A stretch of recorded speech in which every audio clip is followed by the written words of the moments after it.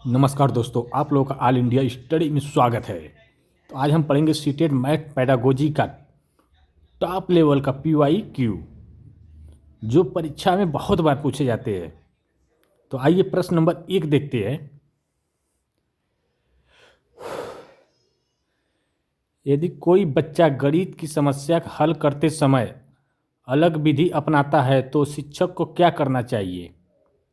तो option number ए है उसे गलत मानना, बी है केवल मानक विधि सिखाना, और सी है उसकी प्रक्रिया को समझना व प्रोत्साहित करना, और डी है अंक काट लेना। तो देखिए, बाल केंद्रित व बहुविधि समाधान को मान्यता देता है। सीटेट क्या करता है? बाल केंद्रित और बहुविधि समाधान को मान्यता देता है। तो इसका जो सही आंसर हो जाएगा उसकी प्रक्रिया को समझना और प्रोत्साहित करना। ऑप्शन नंबर सी करेक्ट हो जाएगा। अब अगला क्वेश्चन देखेंगे, प्रश्न नंबर 2।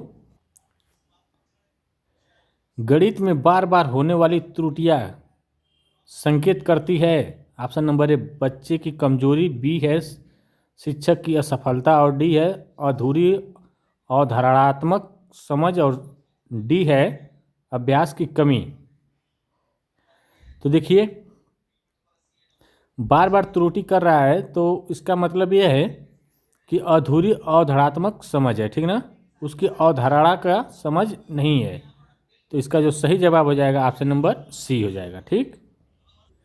प्रश्न नंबर 3 है, निम्न में कौन सा मूल्यांकन सीखने के दौरान सुधार पर बल देता है? तो option number A summative, B है वाह, सी है फॉर्मेटिव, और डी है अंतिम। कह रहा है कि कौन सा मूल्यांकन सीखने के दौरान सुधार पर बल देता है, मतलब तुरंत सीखने में जो गलती हो रही है उसको तुरंत उसी समय सही करना, ठीक ना। तो यह फॉर्मेटिव मूल्यांकन में होता है, ठीक ना। तो ऑप्शन नंबर सी करेक्ट हो जाएगा। प्रश्न नंबर 4 देखेंगे, यदि शिक्षक बच्चों की सोच की प्रक्रिया पर अधिक ध्यान देता है न कि केवल उत्तर पर, तो यह क्या दर्शाता है?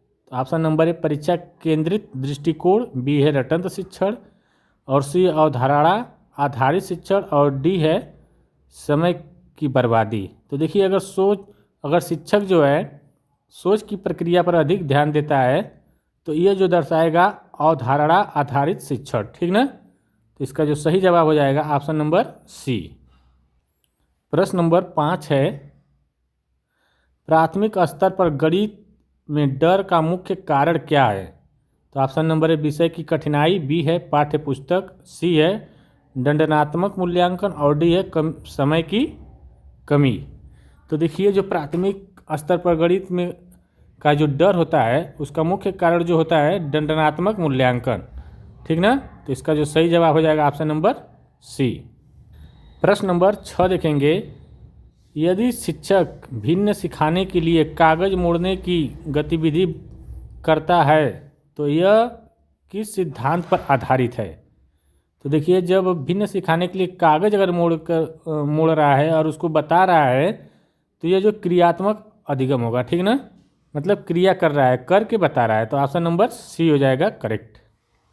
प्रश्न नंबर 7 है, गणित में टीचिंग लर्निंग मटेरियल TLM का सर्वोत्तम उपयोग तब माना जाएगा जब वह, ऑप्शन नंबर ए वह महंगा होगा, रंगीन होगा, उद्देश्य व स्तर के अनुरूप हो, और शिक्षक द्वारा बनाया गया हो। तो देखिए, वो तब माना जाएगा उपयोगी जब उद्देश्य और स्तर के अनुरूप होगा। तो ऑप्शन नंबर सी करेक्ट हो जाएगा। अब प्रश्न नंबर हम 8 देखेंगे, यदि कोई बच्चा सही उत्तर देता है पर प्रक्रिया गलत है तो शिक्षक को क्या करना चाहिए? ऑप्शन नंबर ए पूरे अंक देने चाहिए, बी है उत्तर को प्राथमिकता देनी चाहिए, सी है प्रक्रिया पर चर्चा करनी चाहिए, और डी अनदेखा करना चाहिए। अगर देखिए, अंक तो जो उत्तर तो सही लाया लेकिन प्रक्रिया क्या किया है, गलत कर दिया है बच्चा, तो इसका मतलब है कि प्रक्रिया पर क्या करना चाहिए, शिक्षक को चर्चा करना चाहिए। तो ऑप्शन नंबर सी करेक्ट हो जाएगा। प्रश्न नंबर 9 है, समस्या समाधान आधारित शिक्षण से सबसे अधिक किसका विकास होता है? ऑप्शन नंबर ए स्मरण शक्ति, बी है तर्क एवं विश्लेषण, सी है गति और डी है लेखन। तो देखिए जो समस्या समाधान आधारित जो शिक्षण होता है वह सबसे अधिक जो बल देता है वह तर्क और विश्लेषण पर। तो इसका जो सही आंसर हो जाएगा ऑप्शन नंबर बी। प्रश्न नंबर 10 देखते हैं, गणित में ओपन एडेड प्रश्नों का मुख्य लाभ क्या है।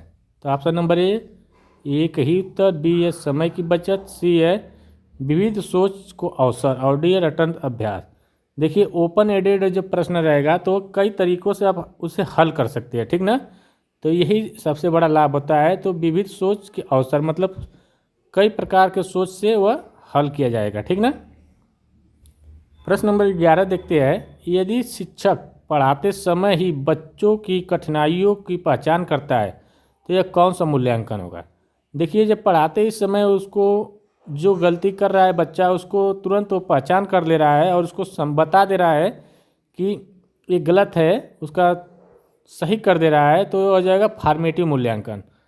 मतलब करते समय ही उसका जो गलत हो रहा है उसको सही करना है। ऑप्शन नंबर बी हो जाएगा करेक्ट। प्रश्न नंबर 12 देखेंगे, रेमेडियल शिक्षण का उद्देश्य क्या है। तो ऑप्शन नंबर ए पाठ्यक्रम पूरा करना, बी है सभी बच्चों को समान पढ़ाना, सी है विशिष्ट कठिनाइयों का समाधान और डी है अधिक गृह कार्य देना। तो देखिए रेमेडियल शिक्षण का जो मतलब होता है, जो विशिष्ट कठिनाई होती है उसका समाधान करना, ठीक ना। तो इसका जो सही आंसर हो जाएगा ऑप्शन नंबर सी हो जाएगा। अब हम देखेंगे अगला क्वेश्चन, प्रश्न नंबर 13। गणित में खेल आधारित शिक्षण उपयोगी है क्योंकि ऑप्शन नंबर ए प्रतियोगिता बढ़ती है, बी एक डर कम होता है और रुचि बढ़ती है, सी एक समय कटता है और डी परीक्षा आसान होता है। तो देखिए जब गणित में अगर खेल आधारित शिक्षण किया जाएगा तो वह बच्चों की रुचि बढ़ेगी और डर कम होगी, तो ठीक ना। तो इसका जो सही आंसर हो जाएगा ऑप्शन नंबर बी, डर कम होता है और रुचि बढ़ती है, ऑप्शन नंबर बी। प्रश्न नंबर 14 देखेंगे, गणितीय भाषा विकास सबसे अधिक होता है। ऑप्शन नंबर ए रटने से, बी चर्चा व गतिविधि से, सी है केवल लिखने से और डी परीक्षा से। करा गणितीय भाषा का विकास सबसे अधिक कब होता है। तो देखिए चर्चा व गतिविधि दोनों से, ठीक ना। तो ऑप्शन नंबर बी हो जाएगा। अगला क्वेश्चन देखेंगे, प्रश्न नंबर 14 हो गया। प्रश्न नंबर 15 हम लोग देखेंगे। अब बाल केंद्रित गणित शिक्षण में शिक्षक की भूमिका होती है। ऑप्शन नंबर ए निर्णायक, बी है दंडदाता और सी है मार्गदर्शक और डी है केवल वक्ता। तो बाल केंद्रित में जो शिक्षण गणित में जो शिक्षण की जो भूमिका होती है वह मार्गदर्शक होती है, ठीक ना। तो ऑप्शन नंबर सी हो जाएगा करेक्ट। अगला क्वेश्चन देखेंगे, प्रश्न नंबर 16 को, यदि मूल्यांकन से बच्चों में भय उत्पन्न हो रहा है तो समस्या क्या होगी। ऑप्शन नंबर ए बच्चे में, बी है गणित विषय में, सी है मूल्यांकन पद्धति में और डी है पाठ्यक्रम में। तो देखिए जब मूल्यांकन के समय बच्चे में डर पैदा होता है तो यह मूल्यांकन पद्धति में ही गड़बड़ी होगी, ठीक ना, समस्या होगी। तो ऑप्शन नंबर सी करेक्ट हो जाएगा। प्रश्न नंबर 17 देखेंगे, गणित में स्थानीय संसाधनों का उपयोग क्यों प्रभावी है। तो ऑप्शन नंबर ए सस्ते होते हैं, बी ए बच्चों के अनुभव से जुड़े होते हैं, सी ए परीक्षा में आते हैं और डी आसानी से फेंके जा सकते हैं। तो देखिए करा गणित में स्थानीय संसाधनों का उपयोग क्यों प्रभावी है। तो इसलिए प्रभावी होता है बच्चों के अनुभव से जुड़े होते हैं, ठीक ना। जो भी संसाधन होते हैं बच्चों के अनुभव से जुड़े होंगे तो यह अच्छा काम करेगा और बच्चे आसानी से सीखेंगे। प्रश्न नंबर 18 देखेंगे, गणित में ICT का सर्वोत्तम उपयोग किताब का विकल्प बनाना, बी है इंटरएक्टिव व अन्वेषणात्मक अधिगम, सी है केवल वीडियो बनाना और डी है परीक्षा देना। तो देखिए ICT का जो सर्वोत्तम उपयोग होता है इंटरएक्टिव व अन्वेषणात्मक अधिगम। इसका जो सही आंसर हो जाएगा ऑप्शन नंबर बी। प्रश्न नंबर 19 देखेंगे, यदि कोई बच्चा अलग अलग उत्तर तक पहुंचता है तो शिक्षक को समझना चाहिए कि ऑप्शन नंबर ए बच्चा भ्रमित है, बी बच्चा गलत है, सी है समस्या के अनेक समाधान संभव है, और डी है शिक्षक असफल है। तो देखिए जब अलग अलग उत्तर तक पहुंचेगा तो इसका मतलब है कि समस्या के अनेक समाधान संभव हो सकते हैं, ठीक ना। तो इसका जो सही हो जाएगा ऑप्शन नंबर सी। प्रश्न नंबर 20 देखेंगे। सीटेट के अनुसार गणित सीखना मुख्य रूप से क्या है? सूत्रों का संग्रह है, रटन प्रक्रिया, सोचने और समझने की प्रक्रिया है, केवल अंक प्राप्ति के लिए। तो जो देखिए सीटेट के अनुसार क्या होता है? सोचने और समझने की प्रक्रिया होती है, ठीक ना। तो ऑप्शन नंबर सी करेक्ट हो जाएगा। अब हम देखेंगे प्रश्न नंबर 21। यदि शिक्षक बच्चों से प्रश्न पूछकर उनकी सोच जानने का प्रयास करता है तो क्या दर्शाता है? तो ऑप्शन नंबर ए रटन शिक्षण, बी परीक्षा केंद्रित दृष्टिकोण, और सी है निदानात्मक दृष्टिकोण, और डी है समय की बर्बादी। तो देखिए इसका जो सही आंसर हो जाएगा निदानात्मक दृष्टिकोण, ऑप्शन नंबर सी करेक्ट हो जाएगा। प्रश्न नंबर 22 है। गणित में गलत उत्तर को सीखने का अवसर मानना किस दृष्टिकोण को दर्शाता है? तो देखिए ऑप्शन नंबर ए है दंडनात्मक, बी है बाल केंद्रित, सी है परीक्षा केंद्रित, और डी है पुस्तक केंद्रित। तो देखिए जब गणित में गलत उत्तर को सीखने का अवसर मानना दृष्टिकोण को जो दर्शाएगा या जो होगा बाल केंद्रित होगा, ठीक ना। ऑप्शन नंबर बी करेक्ट हो जाएगा। अब प्रश्न नंबर 23 देखेंगे। यदि शिक्षक विभिन्न स्तर के बच्चों के लिए अलग अलग गतिविधियां देता है तो यह है ऑप्शन नंबर ए रटंत शिक्षण, बी है भेदभाव, सी है व्यक्तिगत विभिन्नता का सम्मान, और सी है अनुशासनहीनता। करा यदि शिक्षक विभिन्न स्तर के बच्चों के लिए अलग अलग गतिविधियां देता है तो ये हो जाएगा व्यक्तिगत विभिन्नता का सम्मान कर रहा है, ठीक ना। तो ऑप्शन नंबर सी करेक्ट हो जाएगा। प्रश्न नंबर 24 है। गणित में अवधारणात्मक समझ सबसे अधिक विकसित होती है? ऑप्शन नंबर एक केवल अभ्यास से, केवल आ गया गलत, केवल सूत्रों से, परीक्षा से भी नहीं, गतिविधि व अनुभव से। ऑप्शन नंबर सी करेक्ट हो जाएगा। प्रश्न नंबर 25। गणित में प्रश्न आपने ऐसा क्यों किया पूछना विकसित करता है? तो डर, तर्क शक्ति, गति, स्मरण। तो यह जो हो जाएगा इसका जो सही आंसर तर्क शक्ति को विकसित कर रहा है, ठीक ना। जैसे एक क्वेश्चन है, शिक्षक हल कर रहा है तो कोई बच्चा पूछ लिया कि सर आपने ऐसे कैसे हुआ, क्यों किया, ये कहाँ से आया? तो ये हो जाएगा तर्क शक्ति, तर्क कर रहा है बच्चा, ठीक ना। प्रश्न नंबर 26 है। यदि शिक्षक बच्चों को अपनी गलती स्वयं सुधारने का अवसर देता है तो वह है ऑप्शन नंबर ए दंडनात्मक शिक्षण, बी आत्म मूल्यांकन, सी है समेटिव मूल्यांकन, और डी तुलना आधारित। तो देखिए इसका जो सही आंसर हो जाएगा समेटिव मूल्यांकन हो जाएगा, ठीक ना। तो ऑप्शन नंबर सी करेक्ट हो जाएगा। स्वयं अगर गलती कर रहा है तो बच्चा स्वयं सुधार रहा है तो वह समेटिव मूल्यांकन में आता है, ठीक।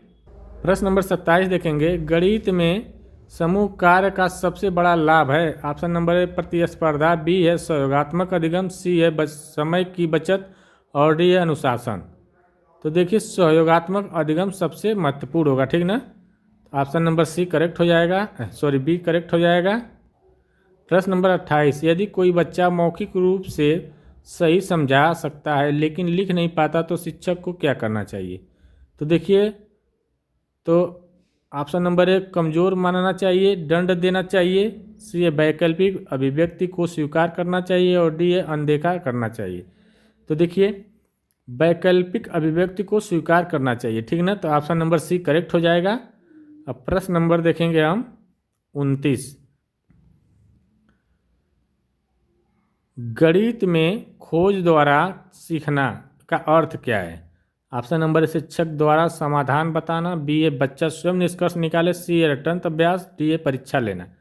तो देखिए जब गणित में अगर बच्चा स्वयं खोज रहा है तो इसका मतलब है बच्चा स्वयं निष्कर्ष निकाल रहा है, ठीक ना। तो ऑप्शन नंबर बी हो जाएगा। प्रश्न नंबर 30 है। यदि शिक्षक केवल तेज बच्चों पर ध्यान देता है तो यह किस सिद्धांत के विरुद्ध है? तो देखिए अगर शिक्षक जो है सिर्फ तेज बच्चों पर, प्रतिभाशाली बच्चों पर ध्यान देगा तो यह जो व्यक्तिगत विभिन्नता के विरुद्ध है, ठीक ना। तो इसका जो सही आंसर है ऑप्शन नंबर बी, क्योंकि कमज़ोर बच्चों को ध्यान नहीं दे रहा है तो इसलिए व्यक्तिगत विभिन्नता हो जाएगी। प्रश्न नंबर 31 है, गणित में शब्द समस्याएं किससे जुड़ी होती है? तो वास्तविक जीवन से, केवल परीक्षा, केवल सूत्र, केवल पुस्तक से। तो ये जुड़ी होती है वास्तविक जीवन से। ऑप्शन नंबर 1 करेक्ट हो जाएगा। प्रश्न नंबर 32 है, यदि मूल्यांकन का उपयोग बच्चों को डराने के लिए हो रहा है तो ऑप्शन नंबर ए सीखना बेहतर होगा, बी है गणित में रुचि बढ़ेगी, सी अधिगम बाधित होगा और डी परिणाम अच्छे होंगे। तो देखिए कह रहा है यदि मूल्यांकन का उपयोग बच्चों को डराने के लिए हो रहा है तो अधिगम क्या हो जाएगा? बाधित होगा। ठीक ना? तो ऑप्शन नंबर सी हो जाएगा करेक्ट। वीडियो अच्छी लगे चैनल को लाइक शेयर सब्सक्राइब जरूर करते चलिए। प्रश्न नंबर 33 है, गणित में टीएलएम का सर्वोत्तम उपयोग कब होता है? तो ऑप्शन नंबर ए जब वो महंगा हो, बी है जब वो सजावटी हो, सी है जब वो उद्देश्यपूर्ण हो और डी है जब वो भारी हो। तो देखिए टीएलएम का मतलब होता है जो वो उद्देश्यपूर्ण हो, अर्थपूर्ण हो, तभी वो उपयोग में आता है। तो इसका जो सही आंसर हो जाएगा ऑप्शन नंबर सी जब वो उद्देश्यपूर्ण हो। प्रश्न नंबर 34 है, गणित में अनुमान से बच्चे सीखते हैं। ऑप्शन नंबर ए रटंत्र, बी है सटीक उत्तर और सी है तर्क एवं अनुमान लगाना और डी है गति। तो देखिए इसका जो सही आंसर हो जाएगा तर्क एवं अनुमान लगाना, ये ऑप्शन नंबर सी करेक्ट हो जाएगा। प्रश्न नंबर 35 है, यदि शिक्षक बच्चों को एक से अधिक समाधान अपनाने देता है तो वह क्या दर्शाता है? तो यह जो लचीलापन हो जाएगा। ठीक ना? जब एक से अधिक समाधान अपनाने के लिए अवसर दे देगा शिक्षक बच्चों को तो यह लचीलापन कहलाएगा। ठीक। प्रश्न नंबर 36 है, गणित में चर्चा का मुख्य उद्देश्य क्या है? तो ऑप्शन नंबर ए समय काटना, बी उत्तर याद करना, सी सोच स्पष्ट और डी शोर करना। तो देखिए जो गणित में अगर चर्चा हो रही है तो इसका जो उद्देश्य होगा सोच स्पष्ट करना। तो ऑप्शन नंबर सी सही हो जाएगा। प्रश्न नंबर 37 है, यदि बच्चा गणित से डरता है तो वो सबसे पहले शिक्षक को क्या करेगा? तो ऑप्शन नंबर ए कठिन प्रश्न देना चाहिए, बी है दंड देना चाहिए, सी है डर के कारण खोजने चाहिए और डी है अनदेखा करना चाहिए। तो देखिए करा यदि बच्चा गणित से डरता है तो सबसे पहले शिक्षक को डर के कारण जो है वो खोजना चाहिए। शिक्षक को बच्चों में जो डर है उसको खोजना चाहिए। ठीक ना? कि जिससे वह डर उसकी खत्म हो। प्रश्न नंबर 38, गणित में प्रक्रिया पर जोर देने का अर्थ क्या है? ऑप्शन नंबर ए केवल उत्तर देखना है गलत, सोच की सराहना करना, गति बढ़ाना, तुलना करना। तो ये सोच की सराहना करना हो जाएगा सही।